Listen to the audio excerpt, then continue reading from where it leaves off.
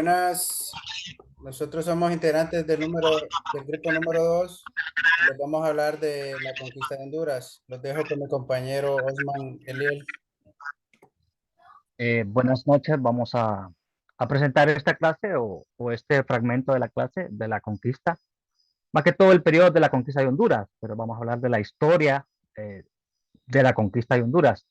Vamos a empezar, que dice acá en este material esta noche, dice que la conquista de Honduras se lleva a cabo en Honduras en el periodo, bueno, más que todo no es periodo, sino en el año 1524, dice, por los españoles que llevaron a cabo eh, el registro. Habla de la historia de cómo gobernaron Honduras, que fue con violencia, llegaron con grandes contingentes de hombres armados con armas de fuego, espada, dice, con armaduras montadas a caballo, cosas con las que no contaban los indígenas y con las que los intimidaron, cuenta la historia.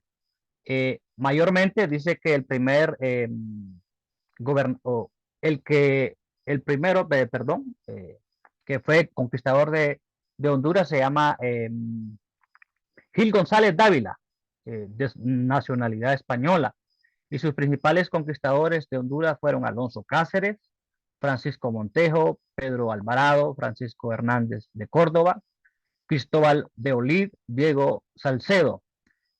Pregunta, ¿cuál fue el impacto de la conquista en Honduras? Dice que como resultado de la conquista en Honduras en el 1550, la población indígena del centro del occidente de Honduras se redujo aproximadamente en un 95%.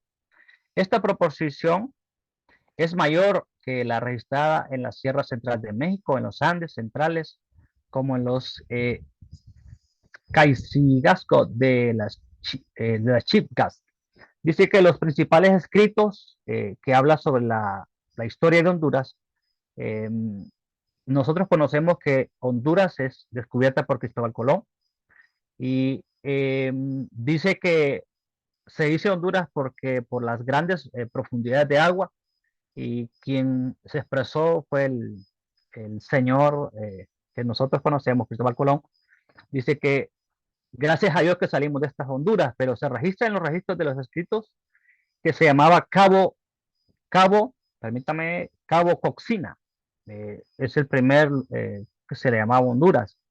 Entonces la historia relata tantas cosas, más que todo en el periodo de la conquista.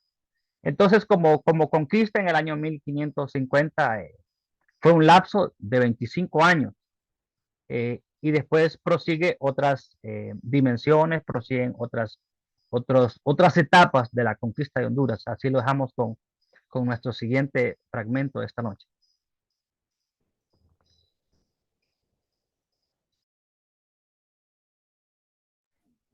Buenas tardes, compañeros, licenciadas y personas que pueden ver este video en YouTube. El tema de exposición del grupo número 2 es acerca del descubrimiento y conquista de nuestro territorio. Bueno, empezaré diciéndoles que el territorio nuestro, que se llama Honduras, uno de los 5 países de Centroamérica, fue reclamado en el año 1502 por el rey de España tras la llegada de Cristóbal Colón en su cuarto y último viaje, donde descubrió un nuevo mundo. Como dijo mi compañero, el primer español que arribó a Honduras con propósitos de conquista fue Gil González en 1524. Este se internó en nuestro territorio con ambiciones de seguir conociendo más ciudades de Honduras. Este trataba a los indios, los trataba de apaciguar y luchaba contra los otros españoles que trataban de gobernar parte del territorio hondureño. En eso, Hernán Cortés, motivado por la ambición, mandó 2 expediciones, una por tierra y una por mar. La primera a cargo de Pedro de Alvarado y la segunda a cargo de Cristóbal de Olid. Este último lo traicionó, por lo que Cortés tuvo que salir de México, donde realizó otras expediciones. Cortés nombró a Hernando de Saavedra como siguiente gobernador de Honduras, dejando las instrucciones de tratar bien a los indígenas. Luego siguió otro gobernador que es Diego López, el cual fue nombrado el 26 de octubre de 1526.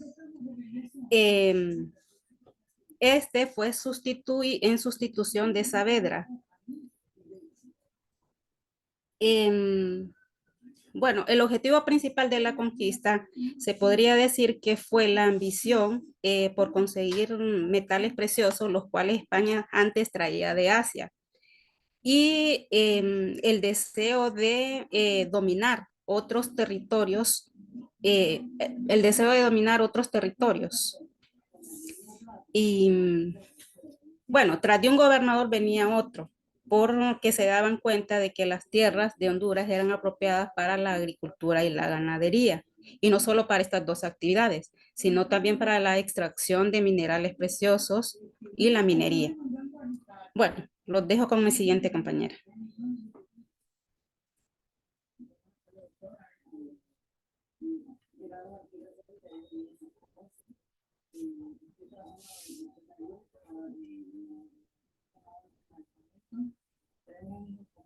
El descubrimiento de América es uno de los hechos más importantes de la historia universal. Este proceso se llevó a cabo en el siglo XV gracias a los avances tecnológicos de esa época, como el invento de la brújula, la embarcación, las cartas marinas. El proyecto de Cristóbal Colón se basó en la idea de encontrar una nueva ruta comercial entre Europa y Asia, debido a la toma de Constantinopla por los turcos. Cristóbal Colón presentó su proyecto a los reyes de Portugal y lo rechazaron posteriormente. Lo presentó ante Fernando e Isabel, reyes católicos de España, para pedirles apoyo para su empresa. Vamos a seguir con la siguiente compañera, que nos va a hablar un poco de la colonización. La colonización de Honduras fue un proceso histórico cuando los españoles llegaron a la región. Durante esta etapa, los colonizadores españoles establecieron el dominio y control sobre el territorio hondureño. Uno de los objetivos principales de la colonización fue la explotación de los recursos naturales de Honduras, como el oro y la plata. Los españoles establecieron cimientos y fundaron ciudades como Comayagua, la administración y la extracción de estos recursos.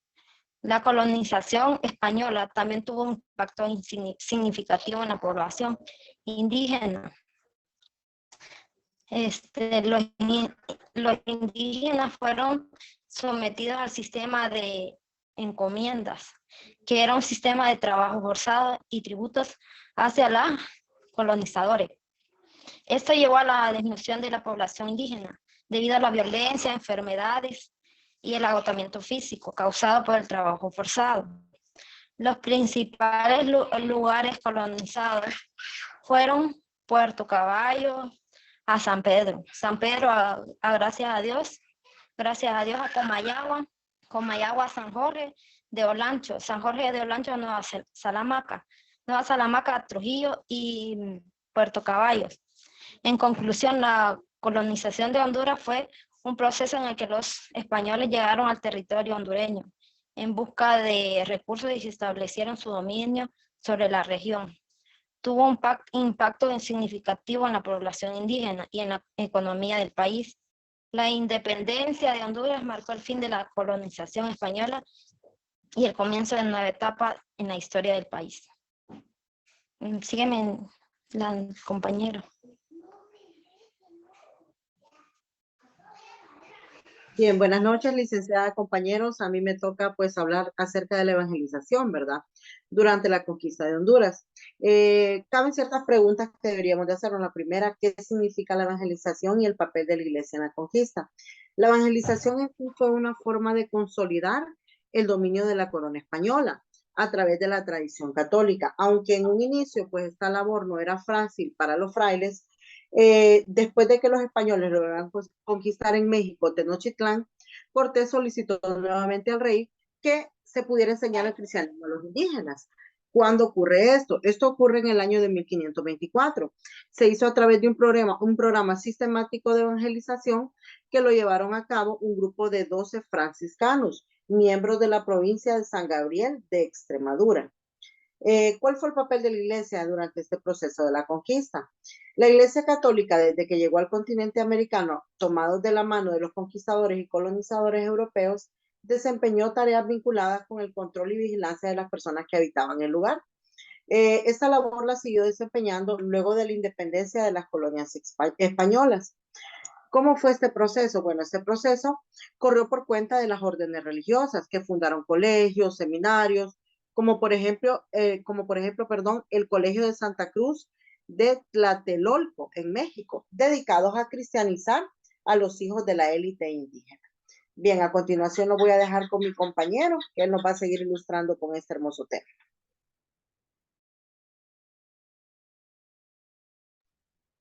Bueno, yo les voy a hablar un poco de las clases sociales que existieron durante la conquista.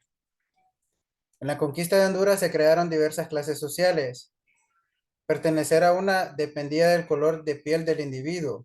Las sociedades estaban divididas de esta manera. Si pueden observar esta pirámide, puede ilustrar la manera en que estaban divididas las clases sociales. Los españoles se encontraban en la parte de arriba porque fueron los que nos conquistaron. Los criollos son hijos de los españoles nacidos en América. Los mestizos son una mezcla de indígenas y españoles. Los indígenas tenían la tarea de servir a los españoles y los esclavos negros fueron los que, por decirlo así, más sufrieron por su color de piel.